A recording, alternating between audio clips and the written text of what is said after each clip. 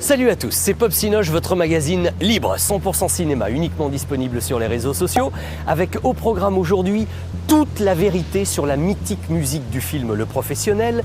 Pop Cinoche s'affichera avec ce qu'on appelle le matériel d'exploitation, je vous en dirai plus tout à l'heure. Et puis, vous voyez bien que si nous sommes aujourd'hui devant la Cinémathèque française à Bercy, c'est pour vous donner envie de venir visiter l'exposition Cinémode par Jean-Paul Gaultier, qui, il se trouve, est notre invité aujourd'hui. Tout cela dans votre Pop Cinoche numéro 24.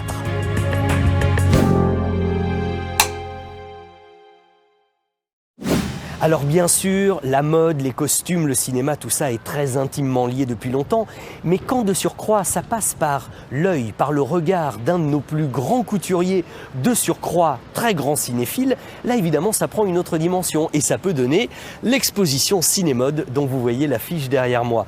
Ce petit voyage va nous amener de Micheline Prel dans Falbala jusqu'à Pedro Almodovar en passant par Luc Besson avec qui il a travaillé. Je veux parler de Jean-Paul Gaultier bien sûr. Suivez le guide et allons le rejoindre. C'est parti.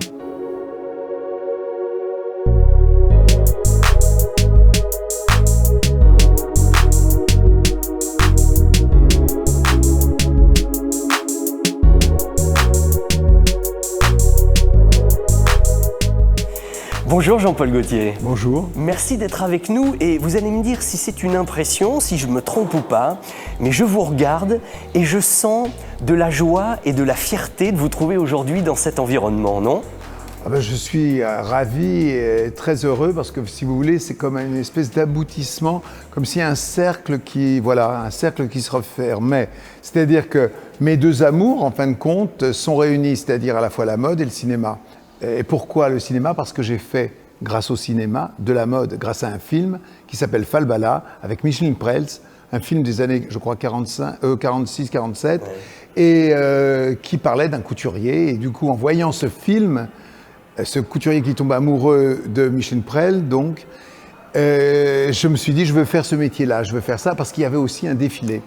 Et en fin de compte, c'était le mélange de spectacle. J'ai vu un peu la mode comme aussi un spectacle, avec des gens qui sont assis, qui regardent le défilé, qui applaudissent à la fin, les lumières sur le mannequin qui endosse et qui incarne.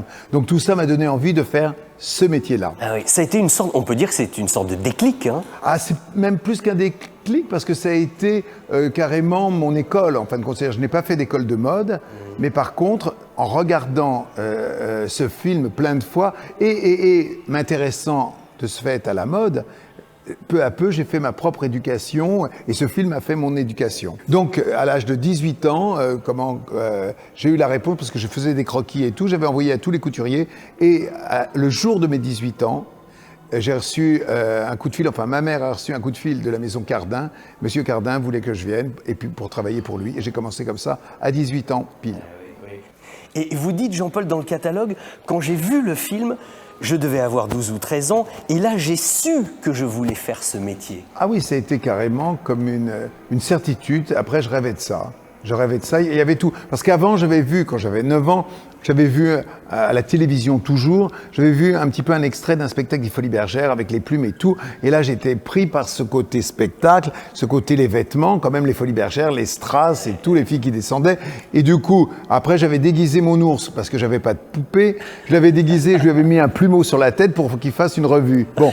Mais après, là, c'était le stade supérieur. Donc 4 ans après, d'un seul coup, je voyais un film et là, c'était en mouvement, c'était avec une actrice qui incarnait, il y avait toute une histoire, il y avait toute une scénographie et puis en plus, il y avait l'exactitude de la peinture d'une maison de couture. Et pourquoi cela ? Parce que il se trouve que Jacques Becker, qui a fait le film, avait pour meilleur ami Marcel Rochat, qui était un grand couturier. Donc, il a su, mais encore, même si on est le meilleur ami, c'est pas évident qu'on va savoir retranscrire une atmosphère, et surtout un milieu comme celui de la mode et des ateliers, notamment, parce qu'il montrait les ateliers. Et c'était exactement cela que j'ai vu après, Non pas en travaillant chez Cardin, parce que chez Cardin, c'était quelqu'un de révolutionnaire, alors c'était tout à fait autre chose. Mais par contre, chez Jean Patou, j'ai vu cette ancienne maison de couture avec les couturières, avec les ouvrières qui étaient arthritiques et anciennes et qui disaient « Ah, ça y est, monsieur a eu l'inspiration, monsieur… » Enfin, c'était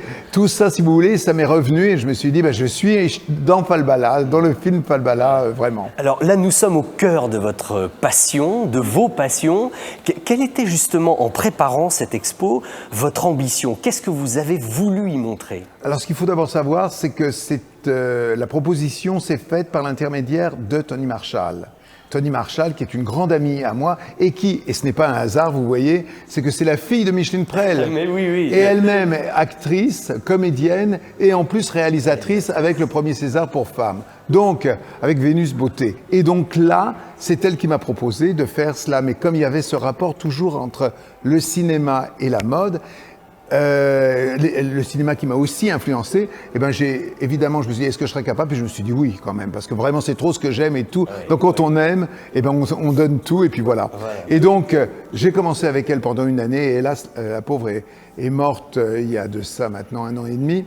Et donc, j'ai continué, mais j'ai continué un peu, si vous voulez aussi, en voulant montrer la même démarche qu'elle et que j'ai déjà dans mon travail. C'est peut-être pour ça aussi qu'on s'est bien réunis. C'est le fait que je voulais montrer que l'homme macho et tout d'avant était en déclin, et en fin de compte, un homme plus sensible apparaissait, et par contre, la femme devenait de plus en plus forte, de plus en plus, voilà. Comme on le voit d'ailleurs dans le dernier film du Festival de Cannes qui a eu la Palme, c'est Titane, où là, c'est carrément une héroïne incroyable et extraordinaire. Donc ça, c'est la première fois, il y en a une à ce point-là. Mais il y en a eu d'autres avant, mais c'était, disons, plus doucement et plus délicatement. Là, c'est carrément… Le message est dit, est fait, et bravo. Mais là, on est vraiment dans l'air du temps, pour le coup. Voilà, exactement. Mais si vous voulez, une chose que je voudrais dire justement, c'est que je trouve que le cinéma et la mode sont toujours le reflet de l'air du temps. L'air du temps, c'est quoi? C'est capter ce qui se passe, c'est capter l'évolution, que ce soit d'une façon par des vêtements, par des messages que peuvent dire des vêtements, et puis par des films, évidemment, montrant un peu l'évolution justement de la femme, l'évolution de l'homme. Je vois pour l'homme qui justement devient de plus, peut-être l'homme vénal, mettons c'est Macadam Cowboy. Vous voyez qui lui évolue, qui pourtant étant un macho. D'abord il y a le macho genre John Wayne, après il y a lui qui est aussi une espèce de cow-boy, mais du macadam, c'est-à-dire en même temps qui se prostitue. Et après on a American Gigolo. On a évidemment dans le côté sexy, l'homme sexy et tout, Marlon Brando, qui sait jouer avec ça, le t-shirt avec la transpiration. Et d'un autre côté, avec la femme, on a Brigitte Bardot, qui elle-même est une révolutionnaire. C'est-à-dire que quand on voit qu'à la même époque, on regarde une image, par exemple, de Marilyn Monroe, alors toute bien maquillée, toute belle et toute fragile, mais très… disons, employée d'Hollywood, exploitée, victime un peu du système hollywoodien. On la voit donc fragile et tout. Bardot, par contre, c'est la force, c'est le sexy et c'est le côté presque plus brutal et sauvage, on va dire. On la voit danser. Délicieusement naturelle en même temps. En même temps, très jolie et très fraîche et très spontanée, quoi. Mais justement, avec une réalité et une modernité que toutes les jeunes femmes que j'ai vues, enfin de son époque, qui me disaient qu'elles étaient influencées par elle. Et avec un sens du vêtement incroyable. Déjà, elle le montre même dans son mariage, quand elle s'est mariée avec Jacques Charrier, elle était habillée avec une robe en Vichy. Donc le Vichy, c'est quoi? C'est une matière pauvre. Quelquefois, on met sur les tables, dans les bistrots et tout, vous voyez. Eh ben non, elle c'est sa robe de mariée.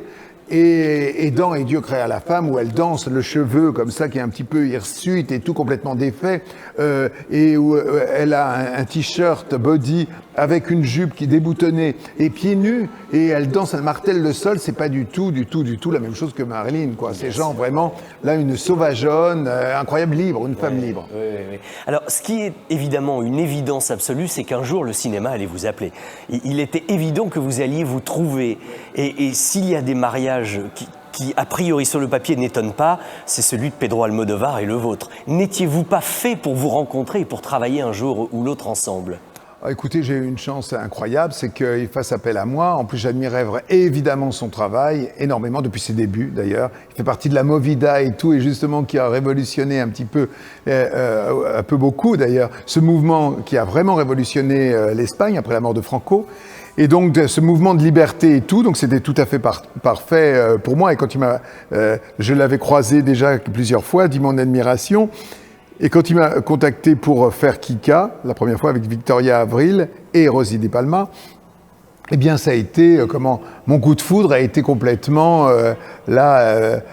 accompli. Enfin, c'est-à-dire que je voyais et j'ai pas été déçu, quoi. Je n'ai été qu'enchanté de ces aventures que j'ai eues avec lui. D'ailleurs, la robe de Kika est derrière vous, là, un petit peu plus loin. Oui. Mais est-ce que c'était pas en plus le film idéal pour un créateur comme vous, d'avoir un film dément avec des costumes inhabituels? Ça, si vous voulez, oui, exactement. C'est là où c'est le plus intéressant pour moi. Parce qu'en fin de compte, je ne suis pas costumier. C'est un métier, un costumier. Ça demande vraiment des choses très précises, d'être précis sur quoi l'époque, sur le moment et tout.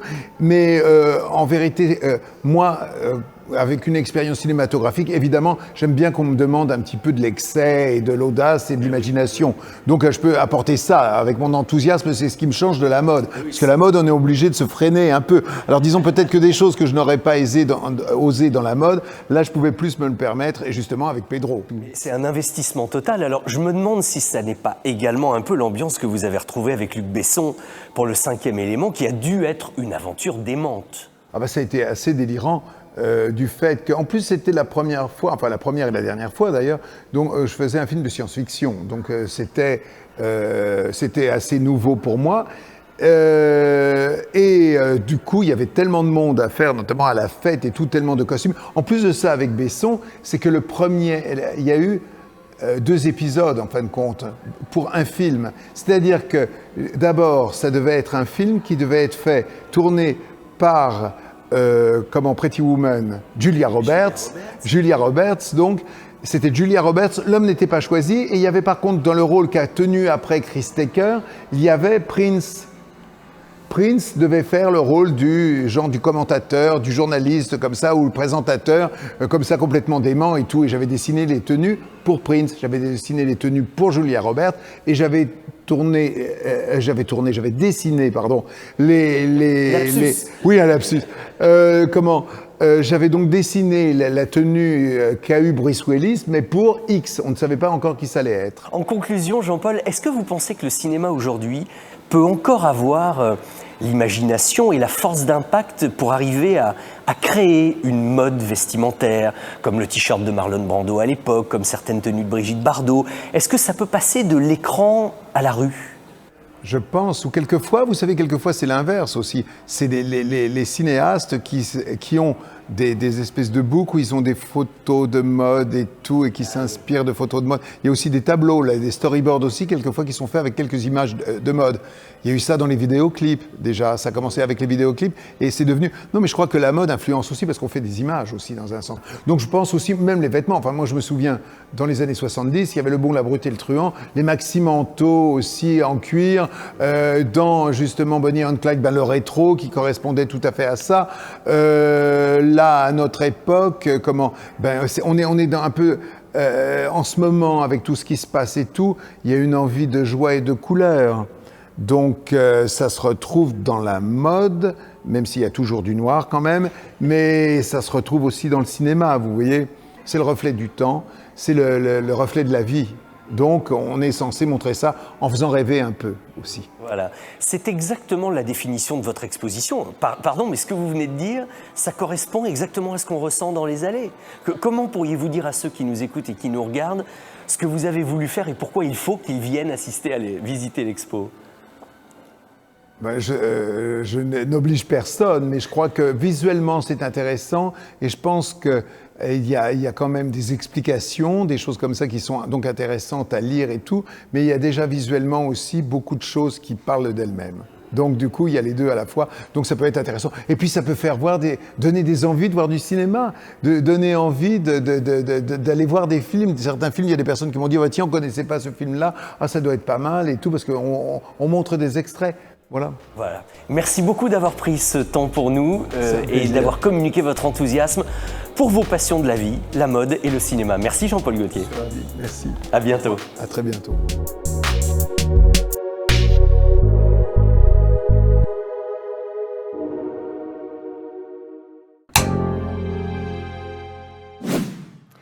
Dans l'exposition Cinémode, vous verrez également de très belles affiches de films comme celle-ci, celle d'Orange Mécanique de Stanley Kubrick.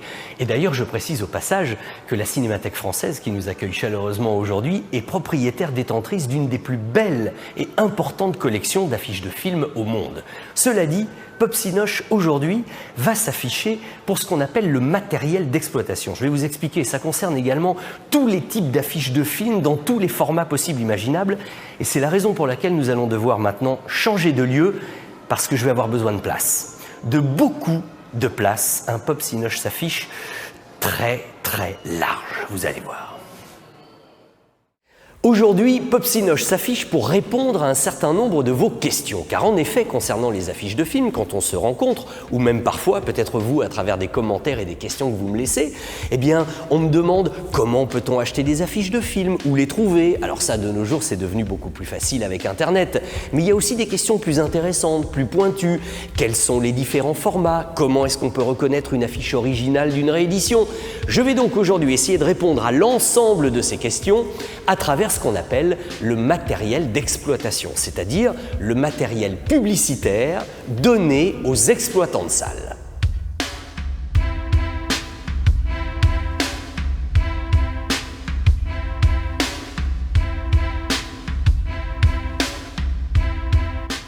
L'affiche originale de La Grande Vadrouille, c'est une merveille, mais on va y revenir dans un instant. Alors vous savez, quand on parle d'affiches de cinéma, il y a un glossaire, il y a un vocabulaire. On parle d'ailleurs généralement surtout de grandes et de petites. Vous allez comprendre pourquoi.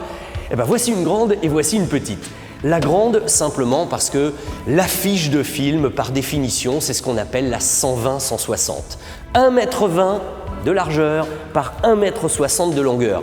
Ça fait déjà un beau poster, tout le monde n'a pas la place de mettre ça chez soi, y compris d'ailleurs dans les cinémas, parfois ça manque un petit peu de place. C'est la raison pour laquelle les publicitaires, depuis très longtemps, ont imaginé la grande et la petite. Voilà, la petite permet évidemment d'être mise, punaisée, aimantée, collée, un petit peu partout. Mais alors, ce qui est amusant, c'est qu'avec les affiches de films, on voit des différences de papier, des différences de pliage en fonction des époques.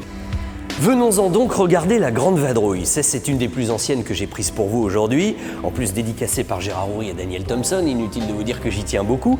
Alors, vous voyez la 120-160, elle date de 1966. À l'époque, c'était un papier extrêmement fin, un petit peu fragile, et les affiches se pliaient par deux et par deux. Comme ça et comme ça. Mais ce qui était encore plus sympathique, on avait un petit peu plus de moyens et un peu plus de place dans les cinémas, c'est qu'en revanche, la petite affiche était plus grande que celle des Avengers que je vous ai montré. En général, dans les années, on va dire 60-70, les petites étaient souvent comme ça, ce qui faisait déjà, encore une fois, un assez joli poster. Et hop, elles se repliaient comme ça. Et alors, vous avez peut-être remarqué que, chose intéressante, les deux sont différentes. Bien souvent, on demandait à l'affichiste, en l'occurrence là René Ferracci, de faire un visuel pour la 120-160, la grande, et un autre visuel pour la 60 par 80. Ce qui voulait dire que pour le même film, on avait souvent deux affiches différentes. Là, nous étions dans les années 60-70. Venez avec moi, on va passer aux années 80. Charlotte Forever, Gainsbourg, nous sommes incontestablement dans les années 80. Alors justement, durant ces 20 ans-là, 80-90, qu'est-ce qui a changé? Le papier, non, c'est toujours ce joli papier un petit peu mat qui a surtout le grand avantage de ne pas briller beaucoup. Et quand on est devant une affiche de film, on aime la voir véritablement et non pas avec des reflets partout. Et ça, ce sera le gros problème des années 2000, j'y reviendrai. Qu'est-ce qui a changé en revanche? C'est la façon de plier les affiches. Regardez, j'en ai une autre ici. Une fois qu'on l'a pliée en deux, au lieu de la replier en deux, puis en deux, comme c'était le cas pour La Grande Vadrouille par exemple, à partir des années 80, on fait de l'accordéon. On plie comme ça, on plie comme ça, on replie comme ça, et ensuite on plie le tout. Pourquoi je vous dis ça? Ça n'a pas véritablement d'importance. C'est qu'en fait, ça permet, ce système de pliage, de savoir qu'une affiche pliée de cette façon, elle date forcément du début des années 80 et en gros jusqu'à la fin des années 90, début 2000. Donc voilà, le gros de la production française et internationale, c'est comme ça. Et c'est intéressant justement de voir que si par exemple on vous dit « Oh regarde, je t'ai fait un cadeau, je t'ai offert l'affiche originale de l'Empire contre-attaque. Oh merci, ça me fait très très plaisir, est-ce que je peux la regarder? Oui, très bien, voilà. » Et là on fait « Ah ouais !» Ah ben en fait, tu m'as arnaqué mon pote, c'est pas du tout une affiche originale. Parce que le début des années 80 pour Star Wars, le papier, c'était le papier mat, c'était pas du papier brillant. Et donc il s'agit bien d'une réédition de 1997. Voilà, ça donne des petits codes qui permettent de pouvoir dater une affiche simplement en la touchant. Parce que le papier en plus commençait à être un petit peu plus lourd. Et ça n'était que le début, puisqu'à partir des années 2000, on a affaire à un papier radicalement différent, une méthode de pliage radicalement différente, et je ne suis pas complètement sûr qu'on y ait gagné. Je vous montre. Alors, en effet, à partir des années 2000, en gros, tout change. C'est-à-dire le type de papier et la méthode de pliage. D'abord, on a quitté le papier mat pour un papier lourd, brillant dans tous les sens du terme, même beaucoup trop brillant. Vous savez, on est à une époque où si ça brille pas, c'est pas bien. Alors c'est vrai que, a priori, quand on la voit comme ça pète quoi. C'est brillant, c'est beau, c'est valorisant, mais au final, je suis pas sûr qu'on soit si gagnant que ça, parce qu'il y a des reflets épouvantables. Et combien de fois, je suis sûr que vous vous êtes fait la réflexion, pour regarder bien l'affiche dans un cinéma, on est toujours obligé de se mettre un peu à gauche, un peu à droite pour éviter le reflet des néons, etc. Donc ce qu'on a gagné en qualité de reproduction, eh bien, je trouve qu'on l'a perdu dans l'acuité à pouvoir voir l'affiche exactement comme il le faudrait, ce qui n'était pas le cas avec le papier mat d'avant, où on n'avait pas de problème de brillance. Et même d'ailleurs, souvent c'est des affiches que je mets en décor, vous savez, sur les différents plateaux de Pop-Cinoche, et avec Adriane, on a un mal fou à les éclairer, parce que tout se reflète dedans. Et puis alors, on a aussi changé le pliage, c'est-à-dire que ces affiches-là, maintenant, elles se plient toujours en deux, mais ensuite, elles se plient en hauteur, c'est-à-dire que vous les pliez comme ça, puis en deux et encore en deux. Allez savoir pourquoi, tous les 15-20 ans, on change la méthode. Mais c'est bien parce que ça permet, comme je vous le disais tout à l'heure, d'arriver à les dater plus facilement et on sait un petit peu où on se situe. Voilà, j'avais pris l'exemple d'Avengers Infinity War pour vous expliquer l'affiche telle qu'on la voit au quotidien dans vos cinémas depuis les années 2000. Maintenant, si vous voulez bien, on va récapituler tout ça avec tous ces modèles d'affiches à travers une saga mythique, la saga Indiana Jones. Donc, le voilà, le fameux matériel publicitaire, le matériel d'exploitation, on appelle ça. On va prendre la saga Indiana Jones pour le plaisir et je vais vous remontrer tout ce qu'on a vu jusqu'à présent. Bon, ça commence par la grande, vous savez. Prenez les bons mots quand vous parlez. Dites-moi, vous avez la grande, comme ça, tout le monde comprend quand on est un petit peu de la partie. Les Aventuriers de l'Arche perdue, c'est la très belle affiche de Amsel. Elle n'est pas très difficile à trouver d'ailleurs, celle-ci, si vous voulez. Et pour le plaisir, tenez, allez, début des années 80, l'original, voici celle-ci, que je trouve quand même assez top. Indiana Jones et le Temple maudit, en 120-160, avec mon papier préféré, le papier mat, mais qui reflète parfaitement les couleurs, et qui ne brille quasiment pas, que des avantages, et en plus, un papier super léger. Donc, on a en résumé la grande, la 120-160. La petite, alors là, on est déjà dans les années 80, même 90, je pense, avec Indiana Jones et le royaume du crâne de cristal. Je regrette un peu la 60 par 80, pliée en 4. Ça aurait plus de gueule, mais qu'est-ce que vous voulez, les temps changent, tout rapetisse, et on est avec le papier lourd et brillant. Bon, ça marche quand même, mais je trouve que ça a un petit peu moins de gueule, c'est comme ça, voilà. Et puis il y a aussi ce qu'on appelle le pantalon. Vous savez ce que c'est qu'un pantalon? C'est quelque chose qui date du début des années 80, en gros, au moment de la prolifération des multiplexes, où il y avait de grandes façades et surtout beaucoup de portes en verre. Que se sont dit les publicitaires et les distributeurs? Toutes ces portes en verre, et si on les habillait, il faut en profiter pour mettre des affiches. Alors on a créé ce type d'affiches-là, c'est-à-dire des affiches verticales, très longues, à la taille des portes de verre, d'où l'appellation pantalon. Donc, la plupart du temps, pour les films un petit peu importants, on crée un pantalon de façon à ce qu'on puisse les voir de loin sur les portes quand vous arriviez dans vos multiplex à partir des années 80. Allez, je la pose à côté. Donc vous voyez, on a la grande, la petite, le pantalon, que reçoivent aussi les exploitants de salles. Très important, les photos.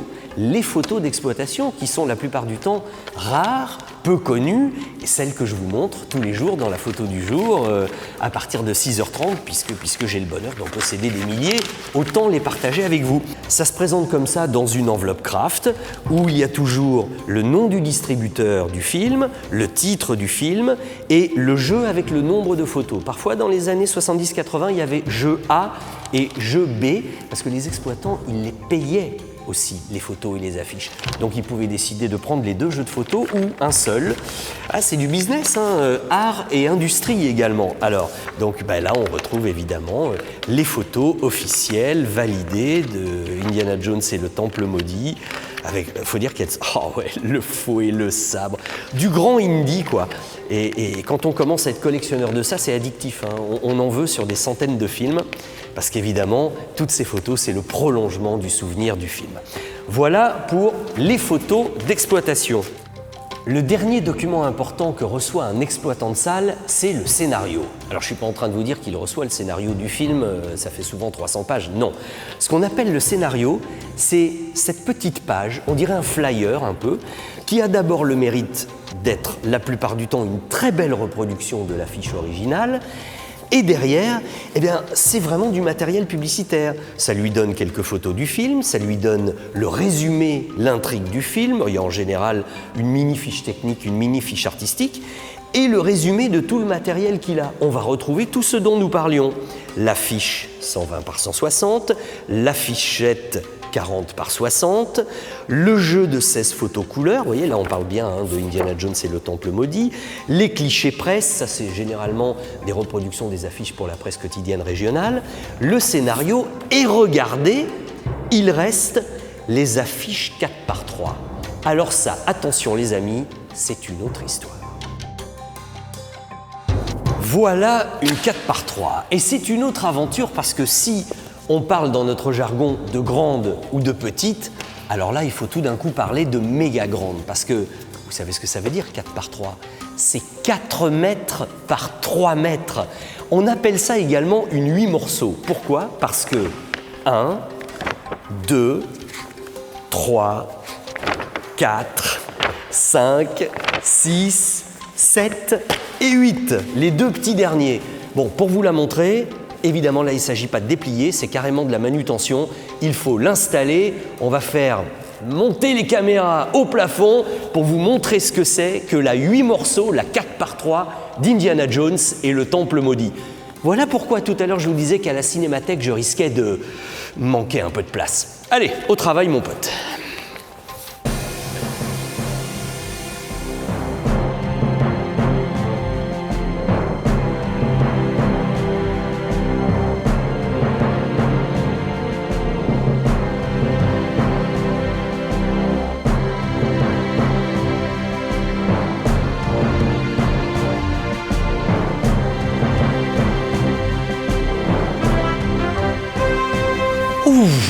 Ça a été une sacrée course contre la montre ce truc, hein. C'est du boulot. Mais avouez que qu'est-ce que ça claque quoi, c'est magnifique. Et alors, vous savez que évidemment, quand on a la place de mettre ça, il ne faut pas se priver. Peu de gens ont la place de mettre une 4 par 3 chez eux. Mais ces affiches-là, pourquoi sont-elles si prisées par les collectionneurs ?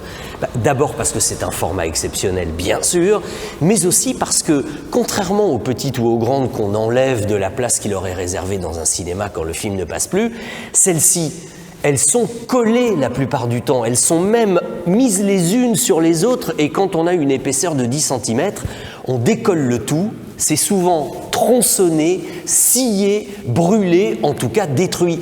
Donc ce qui veut dire que les 4 par 3, les 8 morceaux comme on les appelle, il y en a évidemment très peu en circulation. Donc quand on peut en sauver, eh bien évidemment, ce sont de véritables objets de collection. Bon, après Indiana Jones, et puisque dans un instant on va retourner à la Cinémathèque pour parler de quelqu'un que nous aimons beaucoup, je vous en déplie une petite dernière, pour le plaisir et en hommage à lui. Allez, c'est parti. Tout de suite voir Gaumont.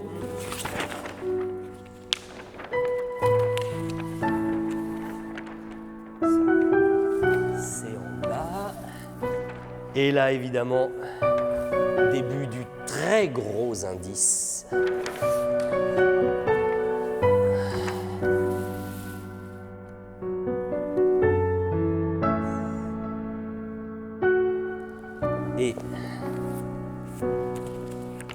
la dernière, évidemment.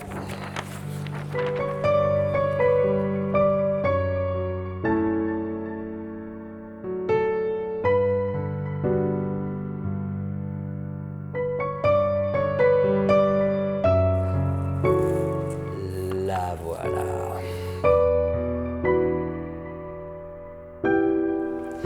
Eh bien écoutez, c'était un petit peu physique quand même pour arriver à déplier tout ça en un minimum de temps, mais bon, au moins j'espère que vous en savez maintenant un petit peu plus sur l'univers des affiches de cinéma dans toutes les tailles. Je veux rendre évidemment hommage à tous ceux qui ont créé les affiches que vous avez vues. Éric Caro pour la photo du film de Gainsbourg, René Ferracci bien sûr, Gilles Berjoin et Gilles pour Indiana Jones et Jean Massy pour cette extraordinaire affiche de l'As des As. Un petit clin d'œil à Belmondo que nous allons maintenant retrouver en retournant à la Cinémathèque. En tout cas, aujourd'hui, Pop Cinoche s'affichait en 4x3, en 8 morceaux, disons-le, en cinémascope.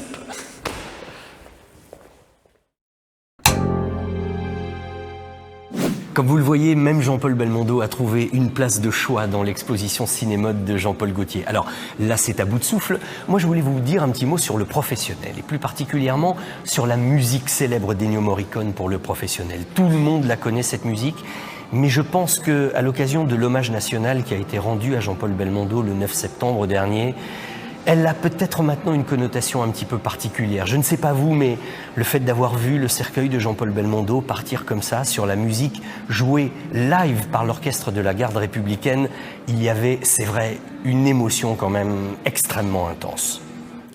Et du coup, suite à ce moment incroyable, je vous propose de revenir aujourd'hui sur Kimai, la musique du professionnel, car je suis sûr que beaucoup d'entre vous ne savent pas que cette musique totalement indissociable du film et qui a été vendue à des millions d'exemplaires, eh bien initialement n'avait pas été écrite pour le professionnel, mais pour un autre film. C'est comme je vous le dis, et vous allez en avoir la preuve maintenant, avec l'éditeur Georges Marie et Georges Lautner, le réalisateur du professionnel, qui vont tout vous dire sur la musique du professionnel. Envoyez les violons. Morricone était un personnage insensé. Moi, j'aimais beaucoup, parce que j'aimais beaucoup la musique qu'il avait faite pour Sergio Leone. Puis j'ai rencontré un gars à Rome qui est assez pittoresque, qui habitait près de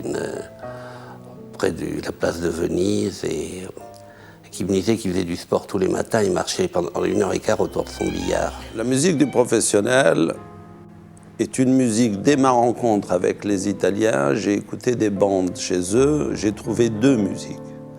Il y avait la musique du professionnel qui vient d'un film qui s'appelle comme Maddalena. C'est un vieux film qui n'est jamais sorti en France. Et il y a même un titre qui s'appelle comme Maddalena, c'est le titre principal. Kimai n'était pas le titre principal. Kimai, la musique qui est devenue la musique du professionnel. Elle est là. Et on rentre en studio et on garde que les violons de Morricone. J'ai refait toute la... C'est comme si on prend une robe et on va construire le mannequin dedans. Ça a été un travail. Et on a décidé de sortir un single. Et moi, je ramène ce single, ce 45 tours, et je le donne rue Cimarosa à René Château. René Château, tous les films de Belmondo à l'époque se montaient là. Lautner, Jacques Deray, tout le monde venait au Diable, tout le monde venait là. C'est là où on commençait le travail du film. Et il avait un jukebox. Il l'a mis dans le jukebox. Et Paul Belmondo, Florence Belmondo, les enfants, quand ils venaient, ils écoutaient qu'est-ce qu'il y avait le jukebox. Et ce titre, à un moment donné, il le passait souvent. Je monte le professionnel avec Kimai, avec le 45 tours, et en rajoutant quelques trucs. Enthousiasme. Et quand on a fait le professionnel, Morricone a fait une nouvelle musique complète pour le film. Kimai n'avait rien à voir. Et le titre « Le vent, le cri », c'est le titre, c'est la musique qui devait être le générique et la base de tout. Et on m'envoie à Rome faire des enregistrements. Alors je suis parti à Rome, j'étais ravi. Et j'ai été voir Morricone enregistrer. Alors là, c'était un autre truc, c'était un enregistrement mathématique. C'est-à-dire, il faisait un passage entier avec le violon qui faisait ça, Et après, il faisait un passage entier avec le violon qui faisait ça. Et il montait lui-même son truc. On monte la musique originale, Lautner la monte, et Lautner va à Rome à l'enregistrement, il est content, pas de problème, il remercie Morricone le remercie, tout ça, il me remercie, on se remercie, c'est très très bien. C'était d'une pureté, alors il y avait une mécanique formidable, et on a fait une musique très jolie, je trouve. Et rentrant à Paris, j'ai monté la musique sur le film. Et quand je l'ai projeté, on m'a dit non, Georges, c'était beaucoup mieux avant. Belmondo et René Château demandent qu'on fasse un deuxième montage avec le Kimai. Et on fait un deuxième montage avec Kimai. Et le jour de la projection, on fait 3 projections. On fait la projection avec Kimai, on fait la projection avec la musique originale, et on fait la projection avec ce que la mort ou pas la mort. Belmondo mort ou Belmondo pas mort. Musique originale, les gens ont applaudi. C'était tous les techniciens, tout ça. Hein. Il y avait 65 personnes à peu près. Toute l'équipe du film. Et quand la musique du Kimai, quand le montage avec la musique Kimai, là, ça a été... Il y a eu... Ah oui, c'était clair, c'était... J'ai mis Kimai tout le long, et... Parce que comme quoi, on est souvent prisonnier d'une impression, et c'est la première impression qui compte. Et finalement, on n'a pas eu tort, parce que l'effet de la musique sur la mort de Belmondo, c'est... Mort de Belmondo qui n'était pas dans le scénario. Il y avait 2 fins? J'ai tourné 2 fins. Et on était, Belmondo et moi, partisans de cette fin, et le producteur était désespéré. Évidemment, j'aurais été seul, j'étais balayé par la tourmente. Mais là, Belmondo a tenu le coup et on s'est entêté. Et avec le recul, je crois qu'on a eu raison. Parce que sinon, c'était à nouveau une petite pantalonnade avec Belmondo qui s'en allait, qui s'en sortait, qui partait avec la jolie fille.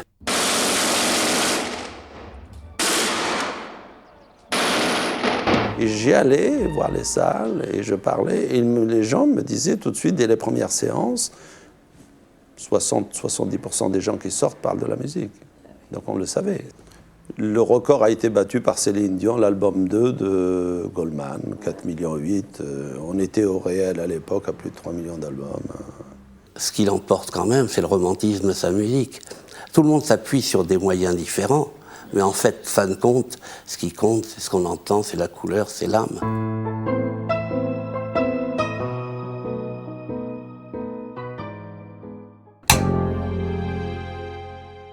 Voilà, c'est fini pour aujourd'hui. Nous allons maintenant quitter la Cinémathèque française. Mais alors, vous, en revanche, vous avez tout le temps de venir visiter l'exposition Cinémode, puisque les portes sont ouvertes jusqu'au 16 janvier 2022. Sinon, pour le reste, j'espère que vous avez apprécié ce Pop Cinoche numéro 24. Vous savez que notre plus belle récompense à Adriane et moi, c'est quand vous likez, vous commentez, vous partagez. Donc, faites-vous et faites-nous plaisir. Sinon, les photos du jour, tous les matins à partir de 6h30.